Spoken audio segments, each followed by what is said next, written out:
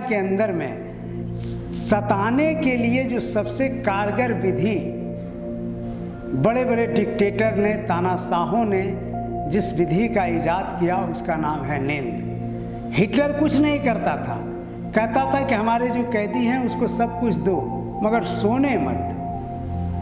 आज भी हमारे IS वाले जो हैं वो सारी सुख सुविधा देते हैं कैप्टिव को, कैदियों को, लेकिन कहते हैं कि सोने मत दो।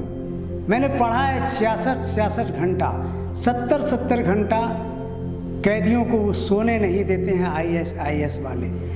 वो कैदी कहते हैं कि तुम उनको जान मार दो, क्यों नहीं सोने दे देते हो। और ये डिक्टेटर तानाशाह सोने नहीं देते। कारण जब ये नींद में उतरेगा तो स्वप्न में अपने माता पिता से भी मिल लेगा, वो समझता है हिटलर, इसलिए सोने नहीं देता है। और आपको हैरानी यह भी बात की होगी, जो जितना सोएगा वो उतना लंबा जिएगा। जितना ज़्यादा बूढ़ा होता चला जाता है आदमी, नींद की मात्रा उतनी कम होती चली जाती है।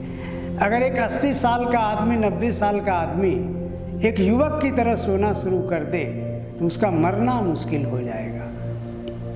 गर्भ में बच्चा 24 घंटा सोता रहता है, गर्भ से बाहर निकलता है 23 घंटा सोता है, 22 घंटा, फिर 21 घंटा, फिर 20 घंटा, 18 घंटा, क्योंकि निद्रा की अवस्था में आपके शरीर के अंदर में निर्माण का कार्य होता है। इसलिए नींद बहुत ही महत्वपूर्ण है। मैं ऐसा मानता हूँ पूरी दुनिया का आदमी अगर सोना शुरू कर दे, लंबे समय तक सोए, तो इस दुनिया का ज़्यादा से ज़्यादा अधिक से अधिक समस्याएं, जो हिंसात्मक प्रवृत्तियां हैं मनुष्य की, वो समाप्त हो सकती हैं।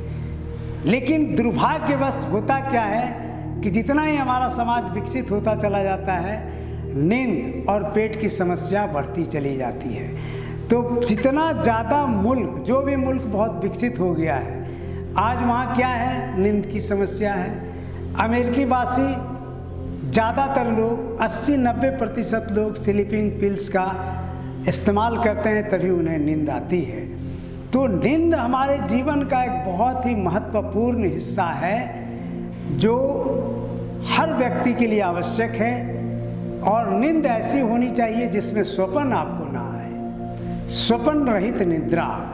गृहस्थ योग का पूरा प्रयास होता है कि आपके जीवन में एक अच्छी नींद आ सके, इंसोमिनिया का शिकार ना हो, नींद की बीमारी का आप शिकार ना हो। चूँकि ये तनाव का युग है, समृद्धि का युग है, पूरी संपन्नता का युग है, आधुनिक युग ऐसा है जहाँ की चकाचौंध की दुनिया, प्रकाश ने हमारे नींद को समाप्त कर दिया है। तो निद्रा के लिए ये बहुत ही जरूरी है नींद। तो नींद की जो अवस्था होती है, उसमें जो गाढ़ी निद्रा, साउंड स्लीप का जो समय आता है वो 2 ही घंटा का रहता है। उसमें क्या है कि किसी का 3 बजे से लेकर के 5 बजे तक नींद का फेज होता है, किसी का 5 बजे से 7 बजे तक का फेज होता है। तो अगर आप वो 2 घंटा का जो नींद का फेज है, अगर आप उसको अच्छी तरीके से सो लेते हैं उस समय, तो फिर आपकी 2 घंटे की नींद भी काफ़ी हो जाती है। उस समय हमारे बॉडी का टेम्परेचर कम हो जाता है।